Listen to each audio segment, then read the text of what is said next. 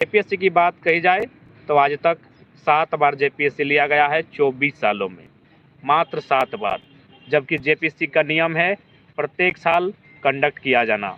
ठीक उसी प्रकार जेएसएससी सीजीएल की भी बात करें तो लंबे अंतराल के बाद परीक्षा ली जाती है, लेकिन उससे पहले छात्र तैयारी करते हैं। कैसे तैयारी करते हैं ये आपसे और हमसे बेहतर कोई नहीं जानता है। ठीक है, आज हम लोग आंदोलन कर रहे हैं, आज हम लोग लगातार लीडर के रूप में जाने, लेकिन हम भी तैयारी करते थे। आज भी हम भी पढ़ते हैं, 2-2:30 बजे 3 बजे रात तक पढ़ते हैं। पीएचडी की जब तैयारी करनी होती है परीक्षा की, आज भी रात को पढ़ते हैं। हम भी समझते हैं, आप भी समझते हैं कि स्टूडेंट कैसे तैयारी करते हैं।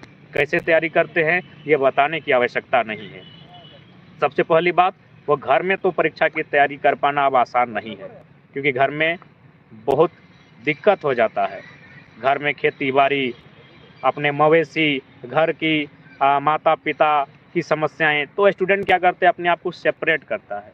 माँ कैसे भेजती है, मुझे याद है जब हमारे बैच में हमारे एक चचा के लड़के को हजारीबाग, उन्होंने कहा कि हम हजारीबाग से तैयारी करेंगे, हमें पूरा याद है वह घर से बोरा में चावल भर के लेके जाता था। मुझे याद है विजय बस, रोहित बस, पम्मी बुंदेला और शिवम बस और इन तमाम बसों को भी याद है जिनकी डिक्कियों में छात्र पीछे चावल की बोरी को भरते थे। अगर छात्र हजारीबाग में होता था तो उसके माता पिता सड़क पर उस बस को रुकवाते थे और उसके पीछे ताजी ताजी हरी सब्जियां भरते थे और वो कह देते थे कि मेरा बेटा स्टैंड में आके रिसीव कर लेगा। उन चीज़ों को अपनी आंखों से देखे हैं, उन चीज़ों को नज़दीक से देखे हैं, क्योंकि हमारा गांव ही पड़ता है जीटी रोड में। यहाँ से हजारीबाग की दूरी लगभग 105 किलोमीटर के आसपास होती है। मैंने उन चीज़ों को देखा है कि किस प्रकार से माता पिता घर में, गांव में और उन बसों के पीछे, मैं बसों का भी नाम ले रहा हूं, अगर 1-2 नाम छूट जाए तो माफ़ कीजिएगा, शिवम बस, रोहित बस, बुंदेला, पम्मी, विजय इत्यादि जो बस सड़क पर चलते थे, उनमें पीछे उनके माता पिता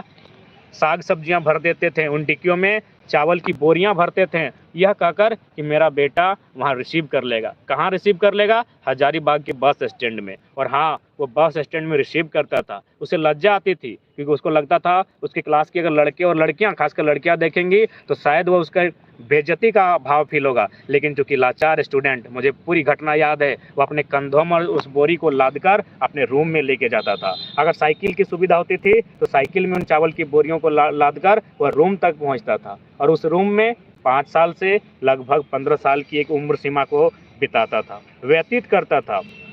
कई अवसरों पर देखा कि आगे के बाल आधे झड़ जाते थे। तमाम जो स्टूडेंट जो 10वीं में थे, उनकी आज की तस्वीर को देखें, जो लोग परीक्षा की तैयारी करते हैं उनकी, और जो लोग कुछ नहीं करते उनकी। जो लोग कुछ नहीं करते हैं, मैं उनके प्रति कोई गलत भाव नहीं रखता हूं, लेकिन उदाहरण देता हूं। उनके बाल देखिए, उनके चाल देखिए, उनके हाल देखिए, ठीक ठाक मिल जाएंगे। लेकिन जो लोग परीक्षा की तैयारी करते हैं, एक कमरे के ताप में अपने आप को गलाते हैं, पिघाल देते हैं, उनकी स्थिति जाके देखिए, उनके आगे के बाल झड़ चुके होंगे, उनके बाल सफ़ेद हो चुके होंगे और उनका पेट बाहर निकल गया होगा। किसी की आंखों में लगभग 50% तो आंखों में चश्मा चढ़ गया होगा।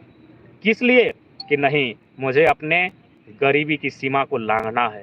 हर परिवार, लगभग आधा परिवार आज झारखंड में गरीब है, बिल्कुल गरीब है। आधे परिवार झारखंड में गरीब हैं, लेकिन कोई हार नहीं माना है।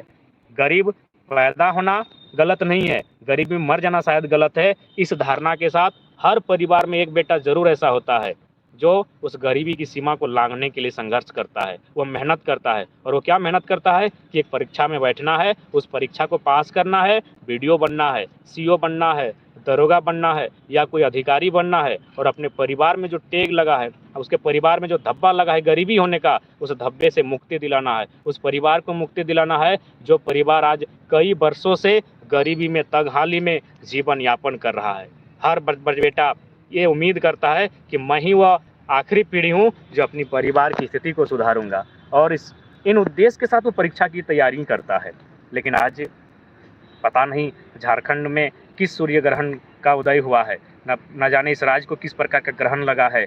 आज लगातार हम लोग सुनते आए हैं, जब हम लोग 10वीं में 12वीं में थे तब भी सुनते आए हैं, और आज जब पीएचडी के आसपास हो आए हैं तब भी सुन रहे हैं कि यहाँ फर्जी होता है, यहाँ घोटाला होता है, यहाँ प्रश्न पत्र लीक होता है। 1 घंटा के घर जाने से पहले आपको पता चलता है कि प्रश्न पत्र लीक हो चुका है। सोच के देखिए क्या बीत रहा होगा उस छात्र पर, सोच के देखिए क्या बीत रहा होगा उस परिवार पर।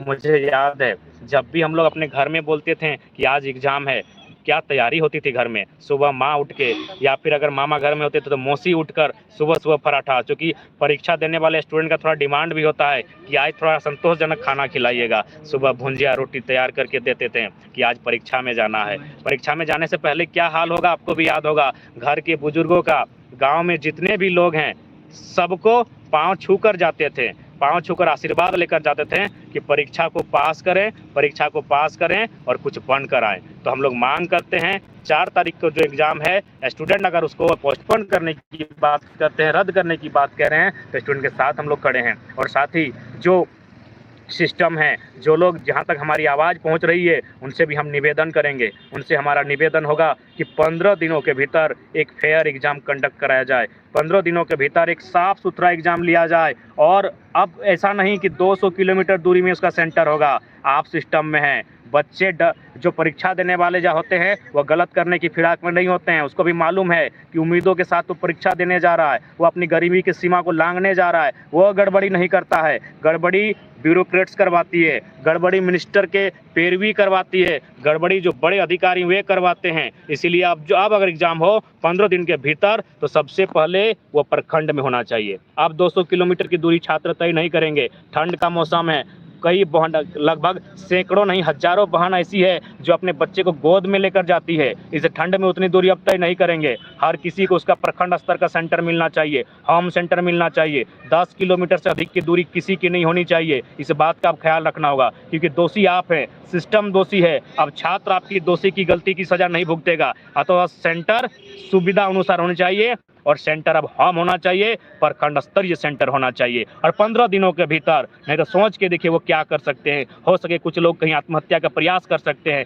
कैसे नहीं करेंगे? वो विद्रोही बनेगा, क्यों नहीं बनेगा? क्यों नहीं ऐसे लोग नक्सली की राह में बढ़ेंगे? ये सिस्टम दोषी है, ये तमाम ब्यूरोक्रेट्स दोषी है, ये तमाम आला अधिकारी दोषी हैं जो अपना घर बनाने के लिए, अरे घर तो आपका बन चुका है, आप जगह जगह अपनी ज़मीन खरीदने के लिए, जगह जगह आप लोग अपना राजमहल खड़ा करने के लिए हर एग्ज़ाम में धांधली करते हैं। आप छोटे बड़े एग्ज़ाम में 20 लाख 25 लाख रुपए का घूस लेते हैं। ये शर्मनाक विषय है। न जाने, अरे लाखों लोग बताते हैं कफन में जेब नहीं होता है, कफन में जेब नहीं होता है, फिर भी आपको समझ में नहीं आता है आप इतना पैसा क्या करेंगे, कहाँ कमा के लेके जाएंगे। एक आम व्यक्ति जिस परिवार की महीने की स्थिति मात्र 3000 है, वो कर्जे में जाकर जीवन यापन करता है। अरे फ्री का चावल नहीं खाना है, उसके बच्चे को एक नौकरी दीजिए। हर घर में ऐसी व्यवस्था होनी चाहिए कि आज के डेट में 20,000 से 25,000 एवरेज अनुसार एक परिवार में एक नौकरी हो। वो फ्री का चावल नहीं चाहिए। देश के प्रधानमंत्री रहें चाहे राज्य के मुख्यमंत्री रहें, जो फ्री की सुविधाएं दे रहे हैं बिल्कुल बंद कीजिए। फ्री की सुविधाएं नहीं चाहिए। हर एक परिवार को सक्षम बनाइए।